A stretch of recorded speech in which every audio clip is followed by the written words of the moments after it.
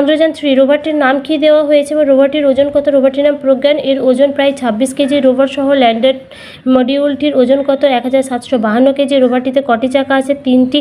চন্দ্রযান 3 মিশনে রকেট ইঞ্জিনটির নাম কি? CE-20 cryogenic engine. চন্দ্রযান 3 মিশনের ল্যান্ডারটির নাম কি? বিক্রম।